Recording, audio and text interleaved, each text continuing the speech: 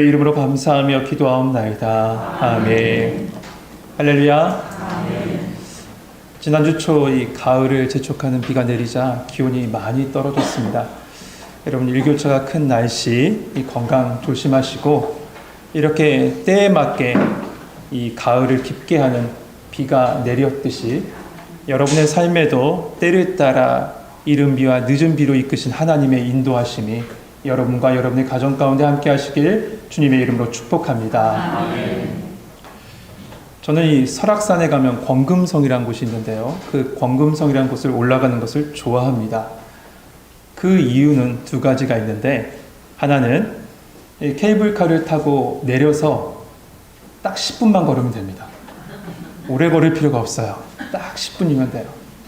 그리고 두 번째는 이 권금성에 도착하면 웅장한 설악산의 모습, 그 모습을 볼 수 있고, 또한 속초 그 앞바다, 그 드넓은 바다 또한 한 번에 동시에 그곳에서 볼 수가 있기 때문에 그렇습니다. 제가 이 이야기를 한 이유가 있어요. 복음서에는 크게 두 가지 주제가 있습니다. 하나는 예수님이 누구신가 이고요. 두 번째는 예수님이 그렇다면 왜 이 땅에 오셨는가, 이 두 주제죠. 그래서 복음서는 마치 산에 오르는 것 같아서요. 말씀이 시작한과 동시에 예수님의 말씀과 수많은 표적으로 예수님이 누구신지를 쭉 밝히 보여주고 있습니다.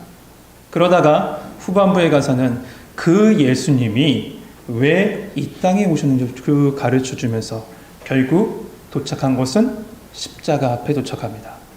십자가 앞에 도착해요.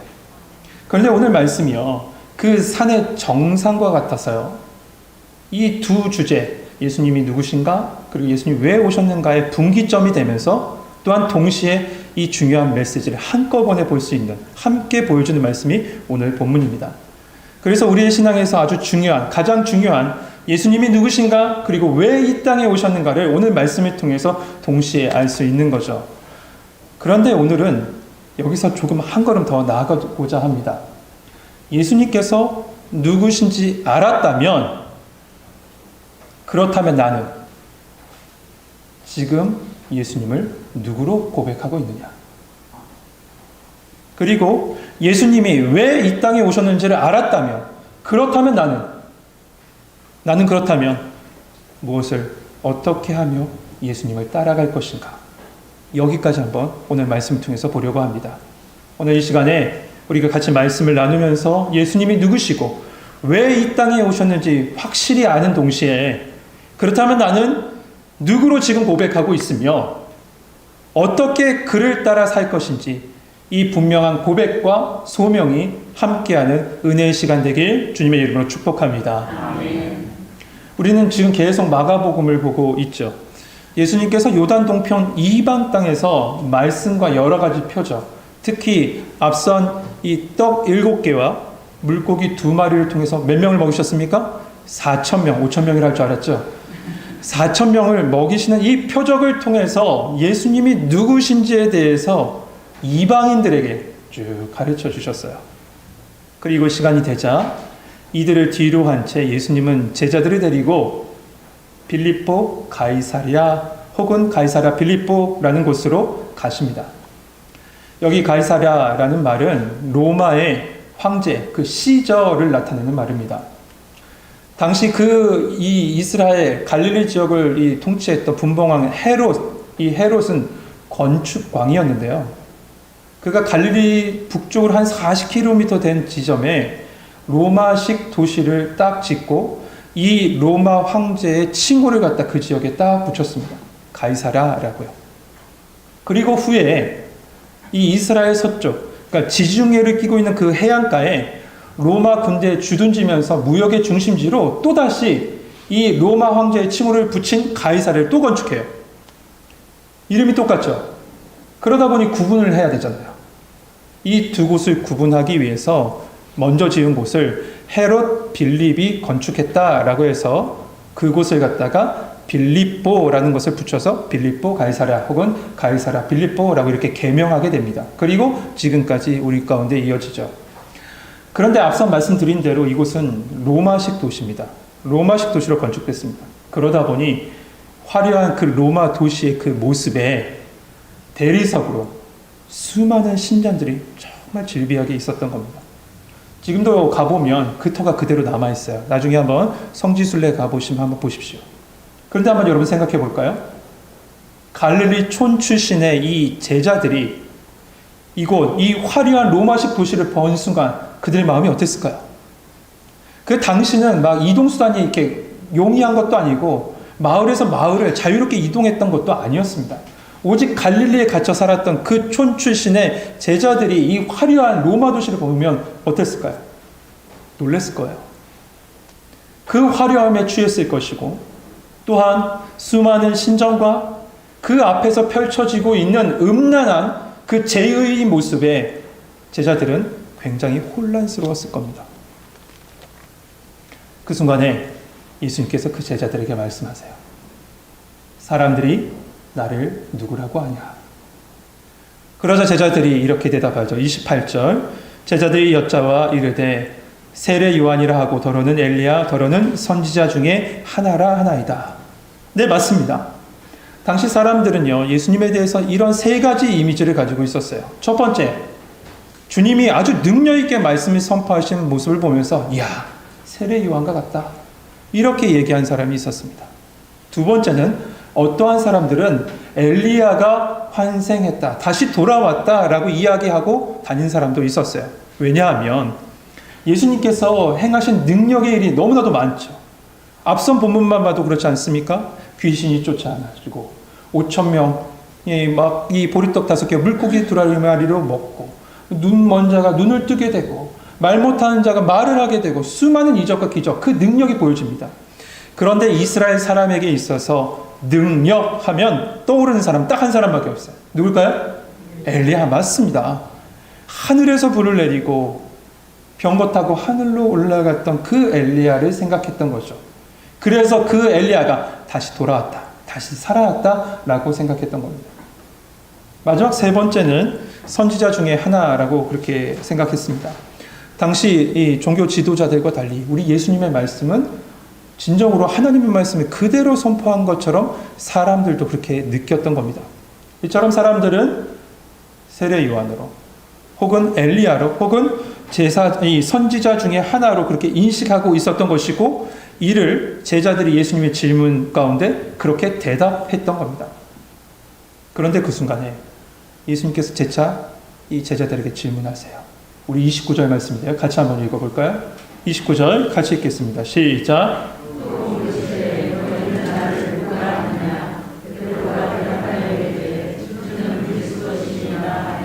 아멘. 우리 성경에 보면 29절 앞에 또 물으시되라고 시작합니다. 그러니까 예수님께서 제자들에게 물으신 거죠. 질문하신 거죠. 그런데 이 또 물으시되라고 하니까 우리는 이렇게 생각해요. 아, 예수님 또 두 번째 제자들에게 질문하셨구나. 이렇게 단순하게 생각하죠. 그래서 또라는 단어를 영어로 하면 and 혹은 헬라어로 하면 카이라는 단어로 생각하지만 원어에 보면 이 또라는 단어는 대라는 단어를 씁니다. 대라는 단어의 뜻은 뭐냐? 그러나 라는 뜻이에요. 그러니까 사람들은 세례 요한이라 엘리야라 선지자 중에 하나라고 이야기하는데 그러나 너희는 나를 누구라고 하냐? 너희의 고백은 무엇이냐라고 예수님 말씀하십니다. 3년이란 기간 동안 그 시간 동안 동고동락했던 제자들에게 그들이 그렇게 대답했니? 그러면 그러나 너희는 나를 누구라고 하냐? 이렇게 물으신 거죠. 아마 이 질문 앞에 제자들이 깜짝 놀랐을 거예요. 당황했을 겁니다. 모두들 당황했을 거예요. 그리고 누구 하나 선뜻 대답할 수 없이 머뭇머뭇거리고 있었을 겁니다. 그때 마태복음에서 또한 앞서기를 좋아했던 한 사람 베드로가 딱 나서서 이렇게 고백합니다. 오늘 본문을 보면 주는 그리스도십니다. 마태복음 16장 16절은 좀 더 자세하게 기록되어 있죠. 이렇게 그는 고백했다고 되어 있습니다. 주는 그리스도시요 살아계신 하나님의 아들이십니다. 할렐루야. 아멘. 이 그리스도라는 말은 히브리어 메시아라는 말을 헬라어로 고친 말입니다. 그리고 그 뜻은 여러분 잘 아시는 대로 기름 부음 받은 자라는 뜻이죠. 이 기름 부음 받은 자의 직분은 세 직분이 있었습니다. 첫째는 제사장, 두 번째 선지자, 그 마지막은 왕. 결국 예수님께서 그리스도라는 것은 제사장으로서 우리의 모든 죄의 문제를 십자가에서 해결해 주시기 위해서 이 땅에 오셨고, 두 번째 선지자로서 하나님의 말씀 그 자체이신 그가 육신이 되어 우리 가운데 찾아오셨습니다. 마지막 왕으로서 우리의 삶의 영육의 모든 문제를 해결하실 온 세상의 주관자가 되십니다. 이렇게 지금 고백하고 있는 겁니다. 그리고 베드로는 또 한 가지 고백합니다. 뭐라고 고백합니까? 살아계신 하나님의 아들이십니다. 이 하나님의 아들이시라는 고백은 예수님의 본질을 이야기하는 건데요. 그런 하나님의 아들이 이 땅에 오실 수밖에 없는 상황입니다를 이 말씀을 통해서, 이 고백을 통해서 가르쳐 줍니다. 여러분, 우리의 인생의 일반적인 문제는 하나님께서 보통은 그냥 선지자를 보내서 그의 말씀과 그의 능력을 통해서 지금껏 해결해 주셨고 해결해 주실 수 있습니다. 하지만 죄와 사망의 문제는 달라요. 죄와 사망의 권세는 인간의 어떤 힘으로도 해결하지 못합니다. 그 죄와 사망의 묶임에서 우리가 해방될 수 있는 것은 오직 직접 죄 없으신 하나님께서 우리 가운데 찾아오시는 일밖에 없습니다. 그래서 직접 나서셨다는 거예요. 지금 베드로가 고백한 살아계신 하나님의 아들이십니다 라는 고백은 하나님 그분 자신이 우리 가운데 그 문제, 그 죄의 문제를 해결하시기 위해서 우리 가운데 찾아오셨습니다. 이 놀라운 고백을 하고 있는 겁니다. 그래서 예수님께서 마태복음에 보면 이 고백을 듣고 이 베드로를 한없이 칭찬하시잖아요. 한없이 칭찬하십니다. 그렇습니다. 예수님은 그리스도시고 살아계신 하나님의 아들이십니다. 네, 압니다. 우리는 알아요. 그런데 나는 말이에요. 그런데 나는 지금 예수님은 누구로 고백하고 있냐는 거예요. 오늘 말씀을 그대로 가지고 오면 사람들은 세례 요한이라고 하고, 사람들은 엘리야라고 하고, 사람들은 선지자 중에 하나라고 하고, 그리고 베드로는 주는 그리스도시요 살아계신 하나님의 아들이십니다 이렇게 고백하는데 28절에 예수님의 질문 우리 가운데 갖고 오면 그런데 너는 지금 나를 누구라고 고백하고 있니? 예수님께서 묻고 계신 거예요. 우리는 수없이 예수님이 그리스도시요 살아계신 하나님의 아들이십니다 이렇게 듣고 알고 있어요. 그렇다면 나는 지금 누구로, 아니 수년 전에 내가 처음 예수님 만났을 때 말고요, 지금 이 순간에 나는 예수님을 누구로 고백하고 그렇게 있냐는 것이죠. 예수님을 누구로 고백하고 여러분 살고 계세요? 오늘 말씀을 통해서 다시 한번 예수님이 나의 영과 육과 혼과 삶과 죄의 모든 문제를 해결하시는 그리스도시요 살아계신 하나님의 아들이 되심을 나는 믿습니다. 이 믿음의 고백이 여러분의 마음과 입술에서 나오길 소망합니다. 그런데 여러분, 이 고백은 내 의지나 이성적인 사고를 통해서 도출될 수 있는 그런 결론으로 고백되는 고백이 아니에요. 그렇게 고백할 수 없습니다. 예수님께서 베드로에게 말씀하신 것처럼 바요나 시몬아 내가 복이 있도다. 이를 내게 알게 한 이는 혈육이 아니요 하늘에 계신 내 아버지시라. 하나님께서 깨닫게 해주셔야 돼요. 이 순간에도 하나님께서 깨닫게 해주셔야 돼요. 에베소서의 말씀처럼 믿음을 우리 가운데 선물로 주셔야 합니다.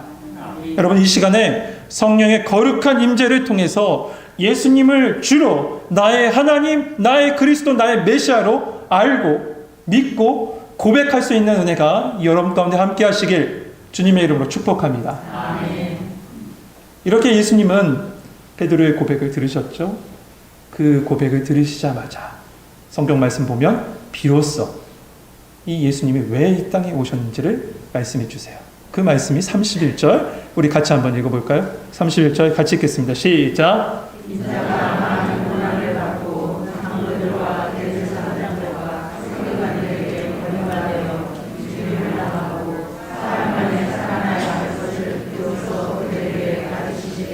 아멘. 마가복음 전체를 이 지역적인 구분으로 한번 구분해 보면 1장부터 8장 26장까지는 그냥 일반적으로 갈릴리 사역이라고 이렇게 얘기합니다. 그리고 11장부터 16장까지를 예루살렘 입성과 예루살렘 사역이라고 이렇게 얘기해요. 그러니까 갈릴리 사역과 예루살렘 사역이 있는 거죠. 그런데 그 중간에 오늘 본문부터 시작해서 10장 마지막까지를 이 예루살렘으로 가는 길, 예루살렘으로 가는 여정이라고 이렇게 표현해요. 그런데 이때 예수님께서 세 차례 예수님의 십자가 순환을 말씀해 주세요. 십자가 순환을 예고하십니다. 그래서 이 예루살렘으로 가는 여정을 뭐라고 표현하냐면 십자가로 가는 순례길이다 이렇게 얘기합니다. 십자가로 가는 순례길. 단순한 여행길이 아니라 순례길이에요. 그 첫 번째 순환 예고가 오늘 본문에 나옵니다. 먼저 예수님은 31절에 보니까 고난받으실 것을 말씀하셨어요. 그리고 두 번째로 보면 하나님의 말씀을 안다고 하고 하나님의 언약을 기다리고 있다고 하는 장로들, 대제사장, 서기관들로부터 예수님께서 버림받으실 것이다 또한 두 번째 얘기하십니다. 또한 세 번째 십자가에 죽으실 것을 말씀하신 후에 마지막은 사흘 만에 살아나실 것을 제자들에게 가르쳐 주셨어요. 네 가지예요. 고난, 버림받음, 십자가, 부활. 이렇게 네 가지를 예수님께서 말씀하시자 방금 전까지 아주 멋있게 고백했던 베드로가 예수님을 붙들고 막 항변합니다. 여러분, 베드로가 오늘 말씀에 붙들고 항변했다라고 해서 예수님을 딱 모셨다가 조근조근하게 예수님, 그러면 안 되잖아요. 3년간 따라다니는데 우린 뭐가 됩니까? 그러시면 안 돼요. 이렇게 얘기한 것처럼 보이지만요. 하지만 보세요, 여러분. 붙들다라는 이 말 있죠. 붙들다라는 말. 이게 헬라어로 보면 프로슬라보 메노스라는 단어를 사용했는데 영어 성경은 이 단어를 이렇게 번역해 놨습니다. Take him aside. Take him aside. 이 말을 번역하면 그냥 간단하게는 한쪽으로 조용히 모시고 가서 이야기하다, 따로 이야기하다 이렇게 이야기할 수 있지만 어법과 그 느낌상으로 살리면 이 말은 뭐냐면 take, 물리적으로 붙잡은 다음에 밀어 붙여놓는 거예요. 옆으로 밀어 붙여놓고 그리고 항변한 겁니다. 항변 아시죠? 이 항변이라는 뜻은 뭡니까? 윗사람이 아랫사람을 꾸짖는 말입니다. 물리적으로 밀어놓고 예수님을 향해서 윗사람이 아랫사람을 꾸짖듯이 지금 베드로는 꾸짖고 있는 거예요. 방금 전까지 어땠어요? 주는 그리스도십니다. 하나님의 아들이십니다. 이렇게 믿음으로 고백했던 것처럼 보였던 그가 지금 와서는 예수님을 강하게 붙들더니 그러면 안 됩니다. 예수님을 꾸짖고 있는 거죠. 결국 30절의 말씀, 이에 자기의 일을 아무에게도 말하지 말라 경고하신 이유가 여기서 우리에게 보여져요. 여러분, 제자들 베드로 입으로 해서 고백했던 예수님이 누구신지에 대한 것 인정했어요.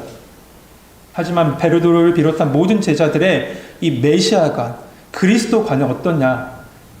여전히 불안정한 세상의 왕, 정치적인 메시아, 정치적인 해방을 줄 메시아로만 예수님을 바라보고 있었기 때문에 예수님은 그것을 알았기 때문에 예수님은 아무에게도 그것을 알리지 말라 말씀하고 계신 거예요. 잘못된 방향으로 메시아를 전할까 봐. 여러분 보십시오. 예수님께서 순환 예고를 하셨을 때 네 가지를 말씀하셨다고 했습니다. 첫 번째, 고난받으실 것. 두 번째, 버림받으실 것. 마지막 세 번째, 십자가에 죽으실 것을 말씀하셨어요. 그리고 마지막이 뭡니까? 사흘 만에 부활하실 것을 말씀하셨어요. 그런데 제자들은 이 부활의 놀라운 기쁜 소식을 듣지 않습니다. 고난만 기억해요. 버림받음만 기억하고 십자가만 기억해요. 그것만 듣고 있었던 거예요. 왜냐하면 정치적인 메시아는 이런 일이 있으면 안 되거든요. 고난도 있으면 안 되고 버림받음도 있으면 안 되고 특별히 십자가는 말도 안 되는 일이에요. 정치적인 메시아가 십자가에 죽는다 그러면 말도 안 되는 일이죠. 베드로는 예수님이 왕이라는 사실을 이해했어요. 그러나 예수님이 십자가를 통해서 온 인류를 구원하실 왕이심은 이해하지 못했습니다. 그러다 보니 부활의 소식이 들려지지 않은 거예요. 그러다 보니 이와 같이 예수님 붙들고 막 항변하고 있는 거예요. 이러한 베드로의 항변에 예수님 뭐라고 하십니까? 33절에 보면 예수께서 돌이키사 제자들을 보시며 베드로를 꾸짖어 이르시되 사단아 내 뒤로 물러가라. 내가 하나님의 일을 생각하지 아니하고 도리어 사람의 일을 생각하는도다 하시고, 베드로를 향해서 방금 전까지 칭찬하셨던 그 예수님이 사단아 물러가라 이렇게 하세요. 충격적이죠. 이러한 모습은 광야에서 예수님께서 이 시험을 당하실 때, 사단에게 시험을 당할 때 그 사단을 물리치는 모습과 동일한 모습입니다. 마태복음 4장 8절에서부터 9절에 보면 사단이 예수님, 그 40일 금식하시고 있었던 그 예수님께 찾아와 시험을 하는데, 마지막 시험이 이런 시험을 합니다. 그를 데리고 지극히 높은 산으로 가서 천하 만국과 그 영광을 보여 이르되 만일 내게 엎드려 경배하면 이 모든 것을 내게 주리라. 여러분, 이 사단의 말은 뭐냐면 십자가 없는 영광을 취해라, 고난이 없는 영광을 취해라 라고 하고 있는 거예요. 예수님께서 오신 목적이 뭡니까? 예수님께서 이 땅에 오셔서 십자가에서 모든 것을, 모든 죄를, 세상의 모든 죄를 대속하시고 그를 믿는 자를 저 하나님의 자녀가 되게 하시며 하나님과 인간 사이 끊어지고 사람과 사람 사이 끊어졌던 모든 것을 연결시켜 주심으로 하나님의 그 복된 자녀로서의 삶을 살게 하시고 회복하시는 게 예수님께서 이 땅에 오신 목적 아니에요. 그런데 그 십자가를 싹 빼버려요. 십자가를 부정하게 해요. 교묘하게 속이고 있는 거죠. 지금 베드로가 하고 있는 일이 이런 일을 하고 있다는 거예요. 이에 예수님은 동일하게 말씀하십니다. 사단아 물러가라. 너는 하나님의 일을 생각하는 것이 아니라 사람의 일, 사단의 일을 생각하고 있구나. 이렇게 하고 계신 거죠. 여러분, 예수님께서 십자가에서 우리의 모든 죄를 사해 주시기 위해서 이 땅에 오셨고 우리의 모든 죄를 사해 주셨습니다. 여러분 믿으십니까? 에베소서 1장 7절 말씀에 보면 우리는 그리스도 안에서 그 은혜의 풍성함을 따라 그의 피로 말미암아 속량 곧 죄사함을 받았느니라 했어요. 우리에겐 죄사함의 은혜가 있어요. 그리고 두 번째 또 다른 은혜가 있는데 그것은 무엇이냐면 예수님께서 사흘 만에 부활하셔서 부활의 첫 열매가 되셨고 우리에게 부활의 생명을 주셨다는 사실입니다. 할렐루야. 그렇습니다. 예수님께서 우리의 모든 죄를 사해 주시고 우리를 하나님의 자녀로 불러주셨어요. 또한 우리에게 부활 생명을 주셨어요. 그렇다면 이렇게 십자가 은혜, 부활의 소망, 은혜를 주신 예수님이시라면, 그렇다면 그 예수님을 따르는 우리는 어떻게 살아가야 돼요? 부활의 은혜와 십자가의 은혜를 주신 그 예수님을 따라가는 제자로서 우리는 어떻게 살아가야 될까요? 34절에 그 답이 나와 있는데요. 같이 한번 읽어봅시다. 같이 읽겠습니다. 시작.